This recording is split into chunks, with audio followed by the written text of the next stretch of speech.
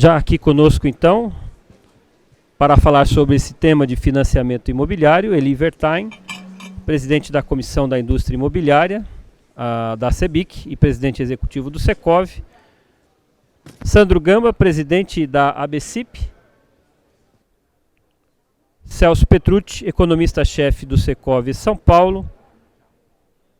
O Clausens saiu rapidamente, mas retorna para acompanhar. Opa, está aqui, ok. Faltando só apenas o nosso presidente, que deve estar impossibilitado de vir, mas eu já passo a palavra então ao nosso moderador, Eli Wertheim, para fazer as considerações iniciais. Funcionando? Bom, boa tarde a todos. É um prazer estar aqui. Sandro, muito bom ter você aqui com a gente. Celso Petrucci, Clausens e o Felipe. Estou vendo o Felipe aqui, ele não está ouvindo a gente, mas eu estou vendo ele aqui. Então, vamos começar rapidamente. Sandro, nós vamos usar o seguinte modelo. Eu vou fazer a abertura, depois você faz a sua apresentação e o Celso e o Clausen comentam e debatem um pouquinho com você no final. Eu começaria dizendo o seguinte: nós temos hoje um grande problema, vamos dizer assim, né, que é a questão do funding para o mercado imobiliário. Tanto no fundo de garantia, como no SBPE. O Marcos está aqui, eu acho que é outro painel teu, Marcos, não tenho certeza, eu acho. Desculpa, eu dou 5, pensei que era esse. Então nós temos essa questão do funding, tanto do SBPE como do Fundo de Garantia, Minha Casa Minha Vida, etc. A questão da poupança, né, que sistematicamente vem perdendo depósitos. Os outros fundings todos que compõem essa pizza, digamos assim, de funding do setor. E a gente queria então que você abordasse um pouco isso e desse também para nós aqui, porque a maioria são incorporadores. Você está se ouvindo? Eu estou ouvindo.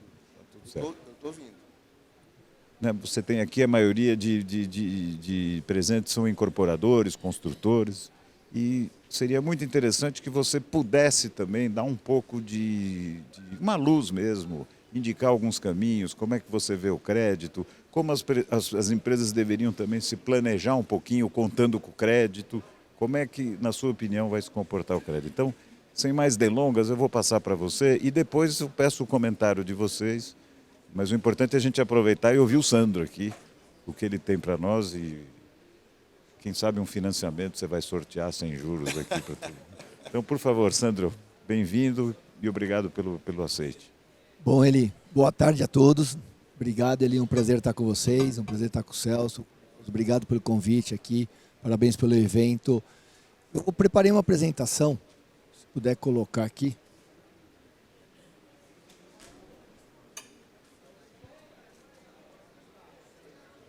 É o verdinho de cima, tá? Bom, é uma apresentação assim, acho que só para conceituar os principais números, o que está acontecendo no mercado e, evidentemente, a gente poder explorar qualquer ponto que for. Tá? Aí em cima, não apareceu ainda, né? Aqui já apareceu. Ah, já está, desculpa. Tá? E aí, em cima da sua pergunta, eu vou estar explorando bastante os pontos. Tá? Então, sem dúvida nenhuma, eu falo muito que o mercado imobiliário ele é um mercado de financiamento. Ele é um mercado alavancado que qualquer ciclo imobiliário demanda de capital para estar viabilizando, seja um projeto de incorporação, seja a aquisição da casa própria. Tá? É um mercado claramente de capital intensivo e um mercado de alavancagem. Então, o financiamento ele é fundamental e vital para a viabilidade de qualquer projeto e do próprio mercado imobiliário. E a gente está passando por um momento de transformação, sem dúvida nenhuma. Eu falo muito que o mercado ele é de ciclo. Tá? Então, o mercado, em vários momentos, foram de alto volume de vendas, em outro momento, impacto no volume de venda, alto volume de construção, em outros momentos... Melhor? Em outros momentos, uma redução no volume de venda. Tá? Então, ele é cíclico. Mas uma coisa que é importante, que é fato e é uma situação nova, é o assunto da poupança. Tá? Então, acho que aqui, o que o Eli colocou aqui, é importante a gente ter clareza que a poupança, que foi o recurso de maior relevância do setor imobiliário. E aí aqui eu queria explorar bastante o SBPE, tá? Acho que no painel anterior se falou bastante e foi muito bom a explanação do FGTS. Então aqui eu vou estar falando muito do SBPE, tá? Que é o recurso da poupança. E aí estava falando, a poupança nas últimas décadas foi o principal fundo que suportou esse setor do mercado imobiliário. E esse primeiro painel, vocês vão observar que isso vem mudando. Tá? Então, em fevereiro de 2022, a estrutura de fundo do mercado imobiliário representava na ordem de 1,7 trilhões. Tá? E dessa pizza, a poupança 45%. Tá? Nós temos muita clareza, vocês acompanham tudo, estão no dia a dia, que esses últimos 3 anos, em termos de lançamento, em termos de produção, em termos de venda, em termos de geração de crédito imobiliário, foram recordes, tá? Foram muito positivos. E, ao mesmo tempo, foi um período de maior volume de saque da poupança. Tá? Então, eu também coloco muito que, algum tempo atrás, a gente falar que o mercado ia crescer e o volume da poupança ia diminuir, grande parte dos stakeholders do setor ia falar, o mercado vai parar, o mercado vai ter um problema e ter uma limitação. E vocês identificam pelos números que isso não aconteceu. Tá? Em fevereiro de 24, o volume de negócios do mercado imobiliário de fundo foi para 2,1 trilhões. Tá? Então, numa situação onde o mercado cresceu e a poupança diminuiu, foram outras estruturas que suportaram esse crescimento. A poupança hoje, ela representa 33% dos recursos do mercado imobiliário. Tá? O FGTS foi bastante explorado, ele está num patamar muito similar aí dos últimos anos todos. Então, esse crescimento que o mercado imobiliário ocorreu foi justamente de outras estruturas, tá? Letras, que são as LCIs, as LIGs, os CRIs e os fundos imobiliários. Tá? Então, isso de um lado, vocês estão me ouvindo, né? Isso do lado, ele é muito positivo. Tá? Eu acho que aqui a gente deixa muito claro que o mercado deixa de ter a limitação da poupança.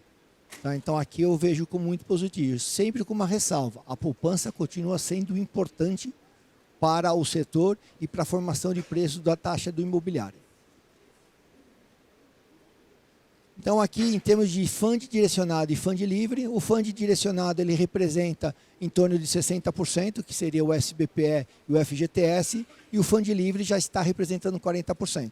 Tá? Então, esse é importante de ter que hoje você já tem instrumentos e outras operações possíveis para estar suportando o mercado imobiliário. E claro que, evidentemente, a gente tem que ter clareza que esse fundo livre, ele acompanha a taxa de mercado. Tá? A taxa de mercado, então, em relação ao fundo direcionado, ele é um custo mais alto. A gente tem um material bastante denso e a gente fez uma avaliação que onde você tem... Aí aqui, deixa eu só colocar o da poupança. Então, aqui acho que é um fato, e aí a gente não pode estar discutindo contra fatos. A representatividade da poupança, ela vai ser menor no mercado imobiliário. Aqui nós estamos falando que hoje a poupança tem um volume tem um saldo de 747 bilhões, onde o saldo de crédito imobiliário é 625. Tá? Muitos de vocês acompanham o que é o conceito do mapa 4. O mapa 4 de todas as instituições financeiras já estão num percentual acima do que acontecia em outros períodos. Nós estamos falando em torno de 84%, pela regulamentação 65%. Então, hoje, a estrutura do fundo do crédito imobiliário, ele já tem um peso relevante em custos como LCI e LIG e uma parte da Selic. Tá? Então, aqui é importante que nós vamos acompanhar a tendência do mercado, que essa correlação do funding, do crédito imobiliário em relação à Selic vai ser cada vez maior. Tá? Então, nesses últimos meses que a Selic está diminuindo, o crédito imobiliário, aí falando muito da pessoa física, não diminuiu, é devido a isso. A proporção da poupança está menor. Então, ele não vai estar acompanhando a redução que estava acontecendo em outras épocas. Tá? E aqui a representatividade nos últimos 3 anos, principalmente como funding livre, como as novas estruturas, elas cresceram. Tá? Então, vocês aqui não vou passar em detalhe, mas a LCI, CRI, LIG e fundo de investimento teve um crescimento muito expressivo. A LIG, nos últimos 2 anos, cresceu ou teve distribuição de mercado de 100 bi. Então, foi o que suportou e o mercado aderiu bastante a isso. Tá? Então, acho que eu entendo ali um pouco da sua pergunta, é que não tem instrumentos para estar suportando o crédito, suportando o mercado. Volto a falar em relação a custo. e aí a gente tem que saber que a poupança ela representa 30%, como utilizar essa poupança da melhor forma para ajudar a precificar o funding do setor. Tá? Então é isso tudo. E uma poupança, uma vez ela sendo restrita, a gente tem que fazer escolhas. A gente tem que discutir muito aonde que realmente precisa da poupança para suportar qualquer volatilidade e onde a gente pode encontrar outros veículos para viabilizar os projetos. E aí aqui um pouco entre ciclo longo e ciclo curto. Uma pergunta que o Eli colocou em termos dos projetos do plano empresário. Vocês estão vendo que vai ter cada vez mais ofertas de fundo atrelado ao CDI, ao fundo livre. E por que isso vai ser possível? Porque a poupança para o financiamento imobiliário da pessoa física, que é num prazo de 30 anos com uma amortização em torno de 10 anos, você não tem outro instrumento que você possa estar garantindo o que o mercado oferece, que é o cliente tomando o crédito imobiliário hoje, ele sabe tudo que eu posso. No plano empresário, no financiamento da produção, evidentemente, com a poupança é muito mais adequado. Mas num ambiente desse, onde você tem uma restrição no tamanho da poupança, é uma oportunidade de estar colocando outros tipos de fundo, principalmente no plano empresário, no financiamento à produção, devido ao ciclo ser curto. Tá? Nós estamos falando de um ciclo de quê? 4, 5 anos todo. Então, isso vocês vão ver cada vez mais essa oferta está crescendo. E a razão disso é exatamente a limitação da poupança. Outro ponto importante aqui para estar colocando para vocês, uma das estruturas que ajudou a suportar o crescimento do setor nesses últimos 3 anos foi a LCI.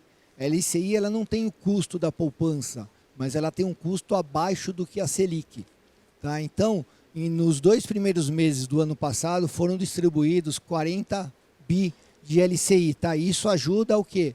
A fazer o pote do fundo para justamente fazer a distribuição do crédito na outra ponta, a relação passivo e ativo. Esse ano, nos 2 primeiros meses, teve uma distribuição de 20 bi. Aqui o impacto foi a última regulamentação que aconteceu de mudança da liquidez da LCI. Está aqui o impacto. O mercado continuando crescendo, o mercado continuando demandando, essa diferença vai ser suprida pelos fundos de custo de Selic. Então, a gente entende lá da ABCIP que essa movimentação que ocorreu da LCI não foi adequada para o mercado. Estamos trabalhando, estamos mostrando números, estamos avaliando tudo para estar buscando uma solução nisso aqui. Tá? Que mudança que aconteceu na LCI? A LCI ela tinha um prazo de 90 dias em termos de oferta. Ela mudou-se para 1 ano. Hoje, essa liquidez ela diminuiu. Isso está impactando na cesta de fundo do setor.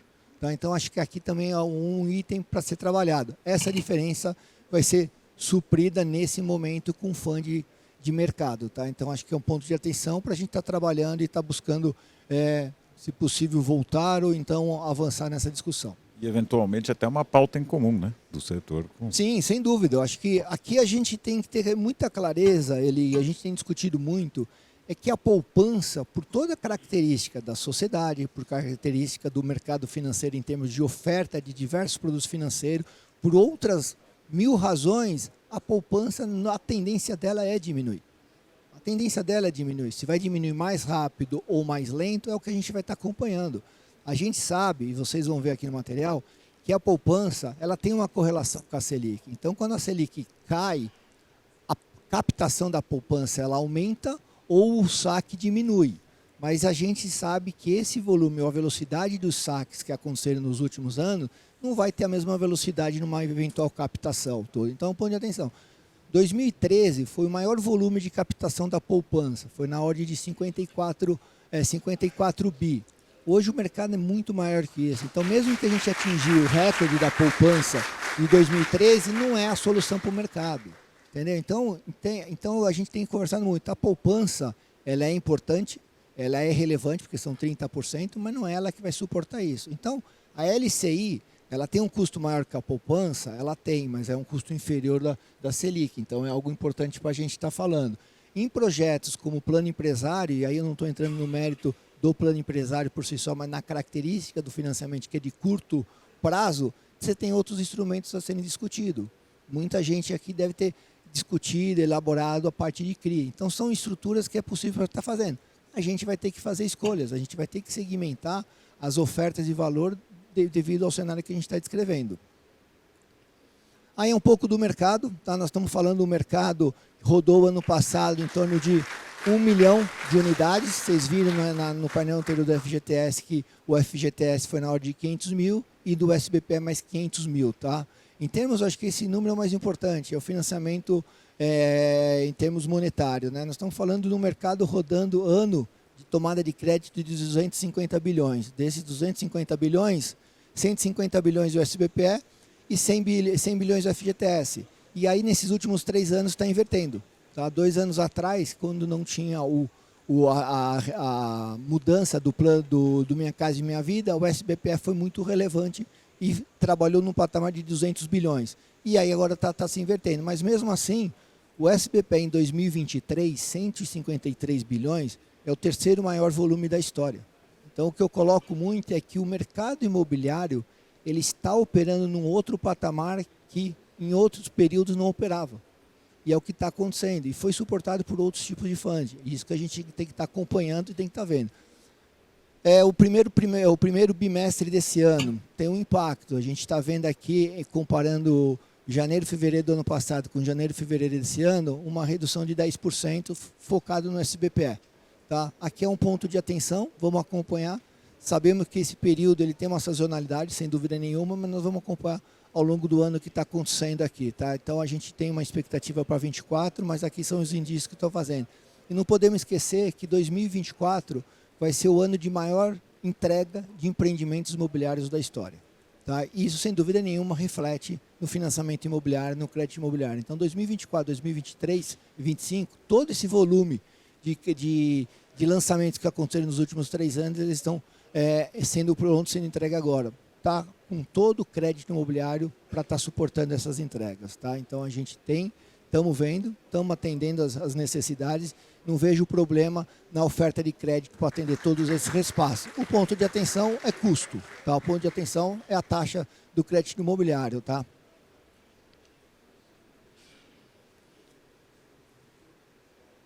Aí um pouco são informações que a gente já comentou. A parte da construção. Daqueles 153 bilhões, representa na ordem de 40 bi. Então, o mercado para pessoa física são 110 bilhões o ano passado e o plano empresário foram 40 bi. A gente avalia, isso diminuiu 18%, até reflexo do volume de lançamento do ano passado. Nós vimos que o volume de lançamento do ano passado ele diminuiu, até porque o setor priorizou a venda. Isso mostra bem no material que sempre o Celso, o Secov, ele divulga, a Cebic divulga. Tá? Então, isso é reflexo. Mas aqui a gente tem que acompanhar. Em termos de impacto da poupança, provavelmente aqui deve diminuir a oferta de fundo da poupança para essa modalidade, por tudo que a gente falou, por tudo que eu comentei. Aqui um ponto de atenção, tá? Acho que aqui a gente conversar entre mercado primário e mercado secundário para o SBPE. Tá? Sem dúvida nenhuma, falando da estrutura de fundo de SBPE entre pessoa física, que é a aquisição, e construção, pessoa física representa 70% e a construção representa 30%. A gente avalia que o assunto da poupança, a restrição da poupança para a construção, ela está endereçada por as outras estruturas que a gente está fazendo. O da aquisição da pessoa física, que é um prazo de 30 anos, é um ponto de atenção e merece muito debate para a gente estar discutindo novas alternativas, novos modelos aqui. Tá? Então, a representatividade da poupança é 70% pessoa física, 30% construção. E aí, falando um pouco da pessoa física entre mercado primário e mercado secundário.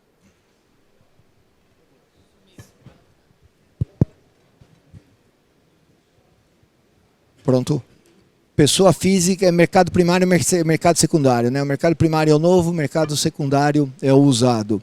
No crédito imobiliário do SBPE é também na mesma proporção. Nós estamos falando 65%, 63% o mercado de usados e o mercado de novos de 35%. Sem dúvida nenhuma, discutir o financiamento para o mercado de novos ele é importante para a geração de novas obras. Mas o ponto de atenção que a gente tem debatido e tem colocado muito é que um está correlacionado ao outro. O mercado primário só existe porque você tem liquidez no mercado secundário. Tá? O cliente que faz, seja upgrade ou seja downgrade, ele tem que estar movimentando o imóvel dele atual para poder fazer os próximos movimentos. Tá? Então, Então aqui também, volto a falar, eu acho que o debate em relação ao mercado primário, mercado secundário, em relação ao recurso que tem, que é um recurso que a gente tem que fazer escolhas ou direcionar, ele é necessário e importante, mas não podemos deixar de colocar na equação a correlação entre os dois mercados. Aqui é um pouco do como que o Brasil comporta perante ao mundo, tá? Hoje a gente tem, em termos de crédito imobiliário sobre o PIB, na ordem de 10%. Isso, há 15 anos atrás, esse número era 5%. O que mudou de 5% para 10% foi a segurança jurídica, foi a implementação da alienação fiduciária e do patrimônio de afetação. Dali em diante, o número ficou estável em torno de 10%. Tá? E aqui é um pouco do que a gente tem que estar debatendo, um pouco do que a gente está fazendo. Essa limitação, sem dúvida nenhuma, foi o decorrente do fundo direcionado, foi a limitação da poupança e do FGTS, que a gente já conversou bastante. Tá? E aí, a gente tem feito muitos estudos, muitos países aqui que estão com 50% do crédito imobiliário sobre o PIB, aqui você tem diferenças, que a taxa de crédito imobiliário nesses países é em torno de 3%, 4% acima da taxa de mercado.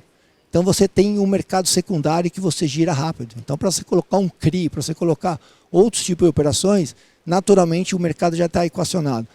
A série histórica Brasil, a taxa de crédito imobiliário, ela é inferior à taxa da Selic em termos históricos. Por isso que é o fundo subsidiado, por isso que está suportando isso. Essa diferença é que a gente tem que estar discutindo.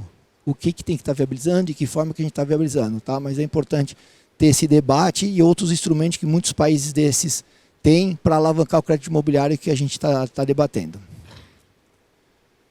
Aqui para a gente finalizar, então a correlação Selic e poupança existe. Toda vez que a Selic ela cai, que nós estamos num momento de baixa, o volume de saque ou ele diminui ou acaba aumentando a captação, ela existe, só que a gente tem que ter um ponto de atenção que o comportamento atual, o ambiente atual é diferente do período anterior. Qual vai ser essa velocidade que a gente tem que estar acompanhando? E aqui, nem eu falei, a série histórica 2013, tirando o 20, que foi aquela parte do auxílio emergencial, tudo, então um ponto fora da curva, o volume maior foi 2013, 54 bi, que não é o volume, hoje a gente está falando em 153 bi, média ano sendo realizado.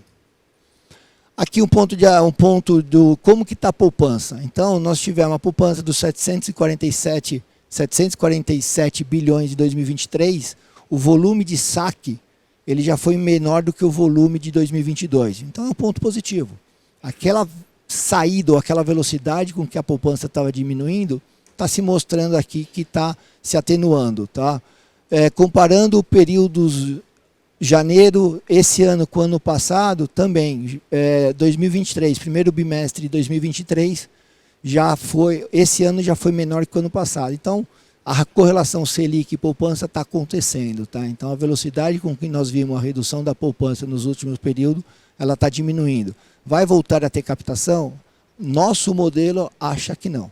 E se for, é marginal. Então, é por isso que a gente tem debatido muito outros instrumentos que de fato, é o que a gente tem que debater. E aqui, por último, toda vez que a gente falar de crédito imobiliário e toda vez que a gente falar com a correlação cada vez mais com a Selic, não é com a taxa de juros atual nem com a taxa de juros do final do ano.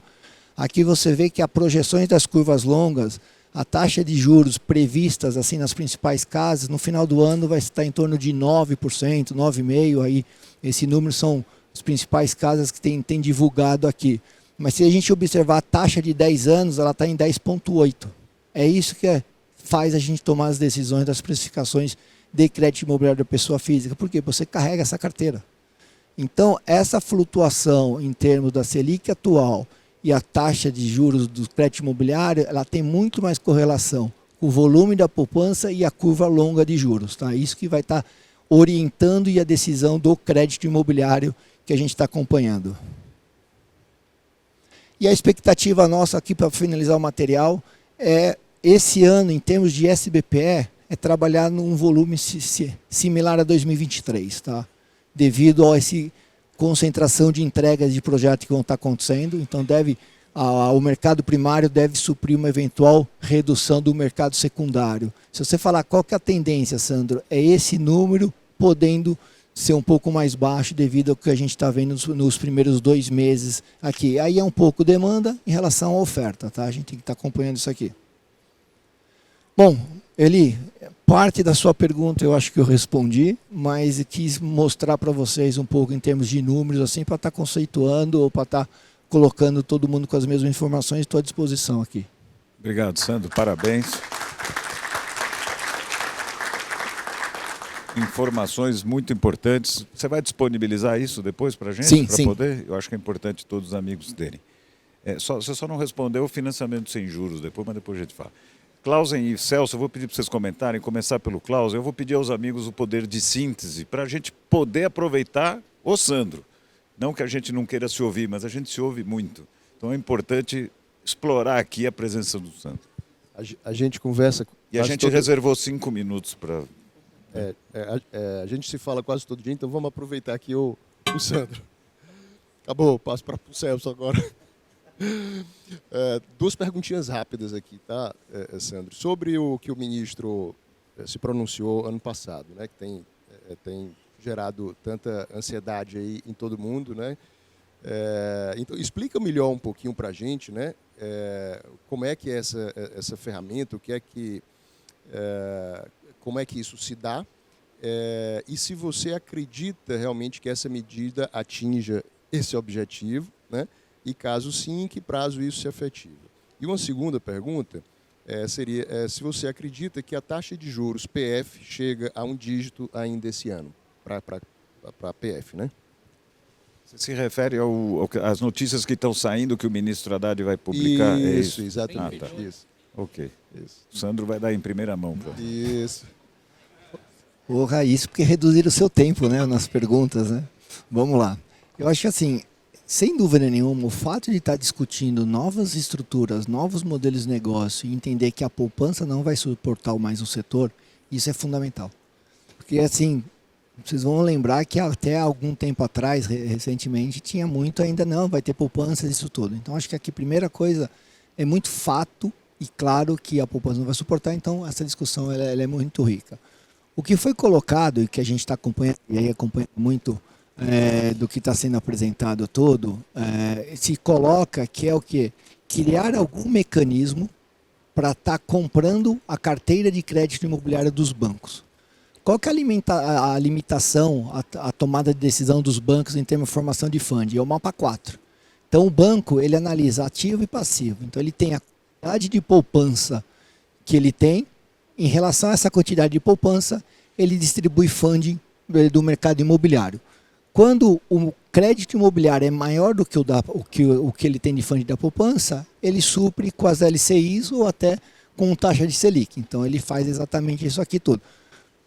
Eu mostrei um slide que, em termos da poupança, é 84% em relação ao crédito imobiliário hoje. Tá? Então o ministro está colocando assim que é o seguinte, eu quero trabalhar nisso, eu quero buscar uma solução para tirar uma parte do que os bancos estão com o copo cheio d'água, tirar isso, colocar isso ao mercado e fazer os bancos pegar, vai estar disponibilizando de poupança.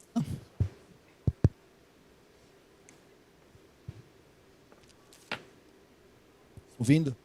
Tá, e aí tirar parte desse comprometimento do passivo ativo que os bancos têm, que a gente está falando, e levar isso para o mercado, fazer uma securitização. E aí, quando ele coloca que eu tenho que buscar um instrumento de equalização, ele está colocando o seguinte, a carteira do mercado imobiliário, ou a carteira do financiamento imobiliário, 99%, eu vou colocar aqui assim, ele é atrelado à TR. A TR, qualquer investidor que você vai no mercado de capital, você não tem um instrumento que você adquire um papel em TR. Então ele fala, eu tenho que criar uma equalização do que está a TR para IPCA. Tá? Então, assim, o conceito é isso que ele está discutindo, é isso que ele está colocando. O que a gente tem que se aprofundar é a precificação. Como que faz essa conta fechar? E aqui não é a conta de um determinado player. É exatamente isso. A carteira do mercado imobiliário que está nos agentes financeiros tem um determinado custo e os investidores analisam em termos dos instrumentos que o mercado de maneira geral tem. essa discussão ela é fundamental, ela é importante. Mas o conceito, sem dúvida nenhuma, ele é muito positivo para ser debatido, para ser discutido, para a gente estar buscando essa viabilidade. É como se fosse um hedge entre PCA e TR.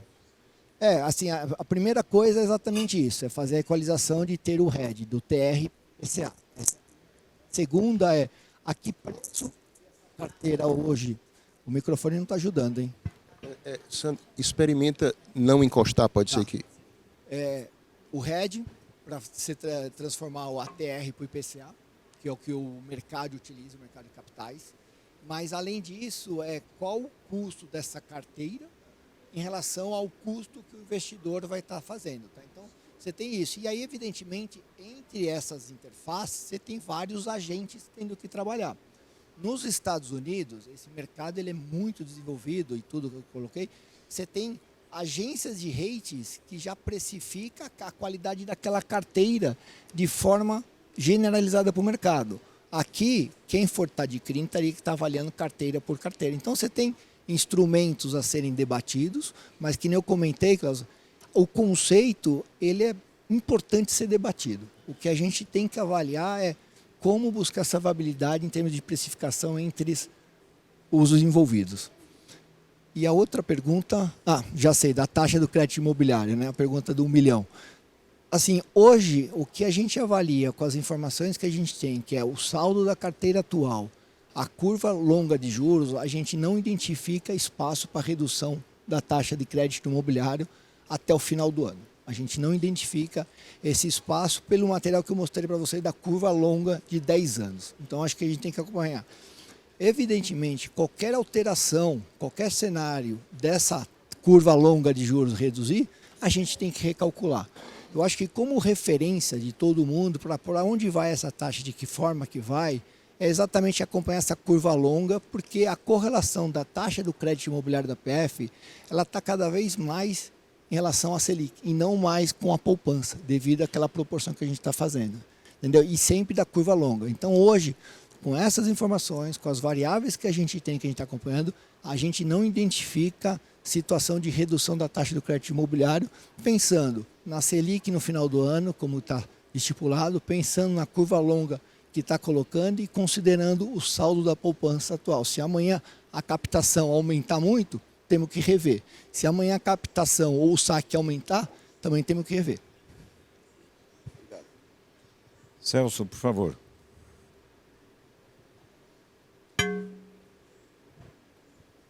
Boa tarde a todos. Vou tentar aqui esse microfone. Eu tenho debatido bastante com o Sandro, né? Eu tenho algumas posições que eu ainda acredito. Eu vou dar um passo para trás para falar. O Marcos Lopes, que chegou aqui, que vocês viram aqui, né? Ele é torcedor do Santos, como eu, né? E nós somos chamados de viúvas do Pelé. Tá? São as viúvas do Pelé.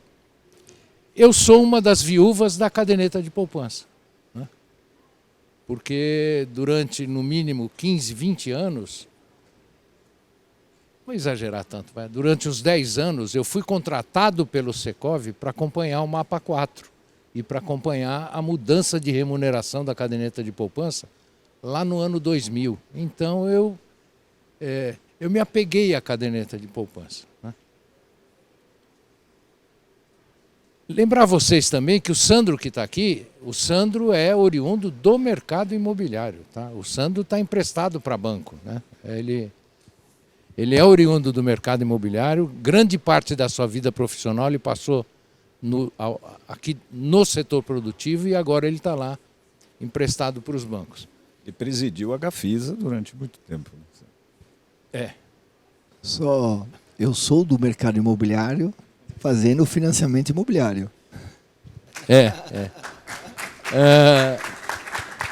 Então é o seguinte,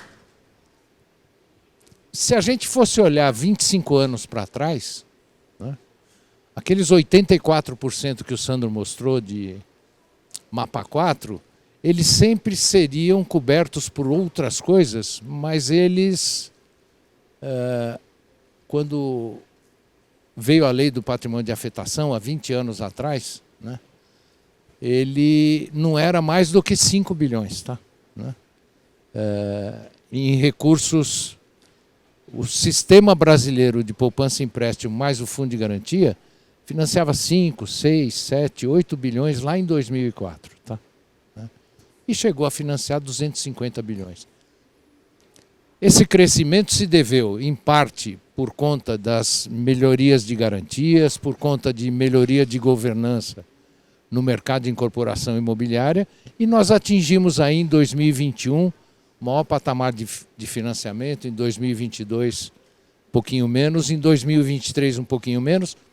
O Sandro ainda sustenta a expectativa de fechar com 150 bilhões.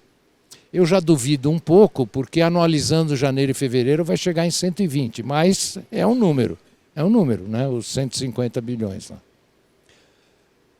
A poupança, como ele mostrou, ela caiu menos em 2023 do que em 2022, porque a Selic começou a cair. Em janeiro de 24 ela caiu menos do que janeiro de 23. Em fevereiro de 24 ela caiu menos do que janeiro de 24 e do que fevereiro de 23. Ou seja, já existe um movimento, né? Pode ser até que a poupança não ganhe recurso, mas pode ser que ela deixe de perder recurso. Né? E os números que ele apresenta mostram a dificuldade que nós temos. E eu estou torcendo muito para essa solução do governo. Porque eu estava fazendo umas continhas aqui, para poder gerar alguma coisa de novos financiamentos ou o que eles estão querendo, eles vão ter aí que fazer operações aí, nas minhas contas aqui, de 140, 170 bilhões para mais, para poder gerar efeito no tal do mapa 4, porque senão vai continuar com 84%, vai continuar... Para sair de 84 agora, para voltar isso para um patamar mais baixo, vai ser muito complicado. Né? Essas são algumas observações. Eu acredito que existam outras soluções. Nós mesmos estamos terminando um trabalho que fala um pouco sobre os recursos de fundo de pensão e reservas técnicas de seguradoras. Né? O trabalho que a gente vem fazendo junto ao Ministério da Fazenda, junto ao Ministério do Planejamento, junto ao Banco Central, o movimento que a CEBIC, o Secov vem fazendo, né, para a gente tentar diminuir um pouco o depósito compulsório, ou seja, tudo isso eu acho que deixa um alento que o sinal amarelo que foi... O sinal amarelo que estava vermelhando em 2023, já está todo mundo se preocupando e procurando soluções para daqui para frente. Né? E, finalmente, para dizer o seguinte, por mais que nos doa, como incorporadores imobiliários, como setor produtivo, pagar mais caro para a nossa produção, né? Quem tem que ter taxa condizente é quem vai tomar o financiamento em 30 anos, né? E tem que pagar uma taxa de juros no máximo de 1 dígito e, se possível, de 1 dígito menor do que o dígito que ainda tem oferta aí no mercado. Né? São as primeiras coisas. Eu depois queria perguntar um negócio para o Sandro também. Então aproveita para perguntar, mas em 10 segundos, porque você, de síntese, hoje você tirou nota 0. Faz a pergunta. Ô Sandro, o presidente do Banco Central ainda vem acreditando muito no home equity. Né? Vocês acreditam que exista espaço cultural para o brasileiro entender que um imóvel dele quitado, ele pode servir para empreender, ele pode servir para pagar a dívida mais cara, ele pode servir para outro tipo de finalidade? Bom, Celso, obrigado pela pergunta. Primeiro falar que eu sou palmeirense, então nós vamos conversar depois no domingo. Tá ficando ruim essa conversa. Deixa eu colocar aqui, acho assim, o home equity, da mesma forma que a gente conversou do mercado de capitais, aí colocar evidentemente os Estados Unidos com uma ressalva, né, porque é um mercado com um volume enorme e também tem suas particularidades de economia, evidentemente. Mas quando a gente fala do mercado secundário, a gente quer buscar uma comparação com os Estados Unidos ou com alguma correlação. O Home Equity é um dos instrumentos que mais financiam o mercado americano. Tá? Então, por essa razão, eu considero assim, de um enorme potencial aqui. Evidentemente, quando a gente fala da cultura, é algo um pouco mais intangível que a gente tem que estar debatendo. Mas, da mesma forma, em 2000, até 2000, grande parte das transações imobiliárias nos plantões de venda era de tabela direta. Eu lembro que as primeiras tabelas de venda que eram colocadas de financiamento imobiliário, isso não vai dar certo, o mercado não funciona assim. Hoje 80%, 85%, 90% é de tabela de financiamento imobiliário. Então acho que aqui a gente tem que ter um cuidado de ter o assunto cultura, mas eu acho que o assunto cultura é muito mais comunicação, muito mais apresentação das coisas. E por que eu falo isso? Nós estamos falando do Home Equity, de ser um instrumento, e aí pensando em sociedade brasileira, de ser um instrumento de oferecer crédito mais barato com prazo mais longo. Então, uma das dificuldades da sociedade brasileira, em termos de comportamento, é ter crédito com taxas determinadas e num prazo mais curto. Tá? Então, por essa equação, sem dúvida nenhuma, tem uma oportunidade enorme para a gente estar trabalhando. Então, essa é a primeira coisa para estar colocando para vocês.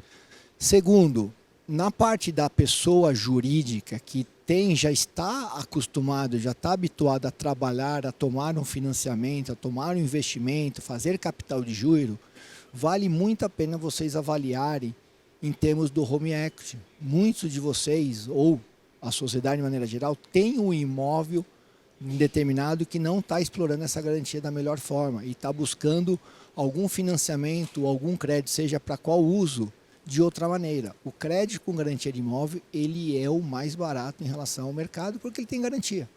E com o instrumento de alienação fiduciária, ele permite uma precificação muito bem adequada. Então, na pessoa jurídica, está crescendo. Tá? Para incorporadores, posso fazer em relação, substituir o plano empresário? Aí é muito relação assim, qual é o imóvel versus o financiamento que você precisa. Eu acho ainda difícil porque você tem a evolução da obra. Mas empresas que estão trabalhando no retrofit, muitas vezes, o que ele já investiu naquele imóvel, em termos de estar trabalhando no retrofit, aquele valor do imóvel numa operação de Home Equity é muito mais vantajosa do que buscar um plano empresário para suprir a exposição da obra. Tá? Então, sem dúvida nenhuma. Na pessoa física, claro que a gente tem um trabalho que está sendo feito, que está acontecendo, para estar apresentando isso para o mercado. 80% de uma pesquisa que fizemos de clientes não, assim, de clientes da sociedade, 80% não conhece o crédito com garantia de imóvel, enquanto ele está tomando crédito de outros usos com uma taxa muito maior. E muitos têm imóveis. A gente fez uma pesquisa, tem mais ou menos 50 milhões de imóveis desalienados, que isso pode gerar crédito rapidamente para a sociedade brasileira. Então, Celso, por esses dados, por esses números e por esse potencial, a gente acredita muito. Evidentemente, a gente tem que trabalhar. O crédito, o Home Equity, ele concorre com os tipos de linha de crédito. Então, as outras linhas de crédito, que não é o crédito imobiliário, né? O crédito imobiliário, ele é devido à transação imobiliária, então não se compara, mas ele concorre com outra linha de crédito.